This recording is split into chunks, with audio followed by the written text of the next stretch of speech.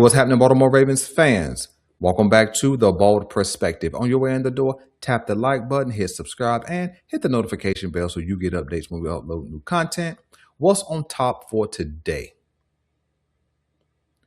The Baltimore Ravens and the Super Bowl 2027. Let's talk. I know you may be thinking, but Lonjay, it is too soon to be talking about a Super Bowl. We just got a new head coach. We just got a new OC. We just got a new DC. We just got new sub coaches for positions. It's too soon. Too much pressure on the new head coach. Too much pressure on a new administration. But my pushback is, it's never too soon. You see, if we learned anything from what we saw this season, it's not too soon. You see, when we look at, let's say, the final four teams that was left, that's NFC Championship and AFC Championship. You had New England and you had the Broncos. You had Seattle and you had the Rams. Of the four teams, three of those teams had newer head coaches. The Seattle Seahawks, the Super Bowl participant, Mike Macdonald is in his second season. Over in New England, if I'm not mistaken, this is Mike Vrabel's first season. And what is Sean Payton? This is his third season in Denver. So when you look, it's kind of a step down approach. Sean Payton, 3 years, Mike Macdonald, 2 years, and then Mike Vrabel, 1 year. Which means it's not impossible that Jesse Minter could lead this Baltimore Ravens team to the big game. Now, am I saying I expect him to? No, not yet. But what I am saying is I want to throw away the idea that it's too early. I want to throw away the thought that we cannot expect him to do that. Because although Mike Vrabel has coached before, this is his first year in New England. And then here's another kind of bonus that kind of favors the Baltimore Ravens situation. Vrabel, first-year head coach. Drake May, second-year quarterback. Sean Payton, who has coaching experience, but third-year head coach in Denver. Bo Nix, second-year quarterback. Macdonald, second-year head coach in Seattle. Sam Darnold, first year in Seattle. So there's a lot of newness to all of those teams that I spoke about. And then you can even look at a team like the Jacksonville Jaguars, new head coach, made it to the second round of the playoffs, divisional round. When you look at Chicago, Ben Johnson, first-year head coach, Caleb Williams, second-year quarterback. So there's a lot of youth in the playoffs this season. And the reason why that bodes well for the Baltimore Ravens is Lamar Jackson is not a young quarterback, still young in, human years, but not young in the quarterback arena. Not inexperienced, lot of experience, lot of winning, lot of acumen, lot of skill. And so now, when you bring in this new administration, they don't really have to handle Lamar Jackson with kid gloves as he learns the process because he's a vet. That's a bonus. When you look at Lamar Jackson's running mate, Derrick Henry is a vet. Mark Andrews, a vet. Zay Flowers, you can consider him a vet now. Ronnie Stanley, vet. Tyler Linderbaum, if retained, is a vet. So we have a lot of veteran experience on this roster. So that should help out a new administration. Look at the defense side of the ball. Travis Jones at this point is a vet. Roquan, vet.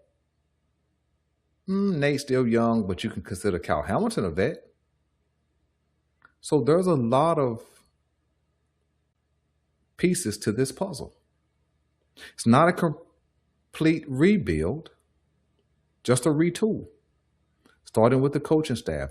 I'm sure there's going to be a lot of roster retooling, but those pieces that I named will still be here. And so why couldn't Jesse Minter take this veteran-laden team, get them ready, get them charged, get them coached up, get them trained, and compete? Let's go deeper. Look at our division. Cleveland, new head coach. That defense still going to be rock solid, but new head coach. And then whoever plays quarterback for them, it's just going to be their second year unless Cleveland decides to go with a quarterback in the first round. So there's some newness in Cleveland. When you look over in Pittsburgh, new head coach, quite possibly a new quarterback, but I like the idea that I've heard some people talk about that Aaron Rodgers may come back to rock out with Mike McCarthy for one more year. And then that only leaves Cincinnati with the administration intact, quarterback intact, wide receivers, all those kind of things already in place. And so we don't have newness at a lot of positions other than the coaching staff. And if we lock in this offseason, it puts us in position to take the division. Because, heck, we were right on the doorstep last year with that foolery that we had, right? And then when you look at the entire AFC landscape, if we're just looking at who we're competing against, one could say that New England is 1 year too early, but they're here now. Buffalo has a change at the top, head coach, OC, which I'm sure Brady is going to call his own plays probably. So there will be some familiarity up there. But those are going to be the biggest two, competitors coming out of the East. You have to see what the Chiefs do, how they retool. You have the Chargers who lost their DC, who is now our head coach. So they're going to have to, kind of retool a little bit as well. They also have a new offensive coordinator over in LA. And then Denver. Got to make sure Bo Nix come back right. All expectations that he will. But there's a lot of questions on some of the other teams, right? You look down at Houston. I know they're going to rock out with C.J. Stroud, but he hasn't really bounced back from what he did that rookie season. And will this defense put up the same effort one more year? We'll have to see. And then behind Houston, Jacksonville, will they repeat? So we have a good chance. When you look at the playoff teams, the top 7 that made it, Pittsburgh quite possibly has the biggest change. And so could we just step into Pittsburgh's place? Quite possibly. But it's a long road till we get there. My thought with this conversation was that it is possible. And so we're going to tap into some things that we need to do probably Monday after this season closes and the Super Bowl is in the books.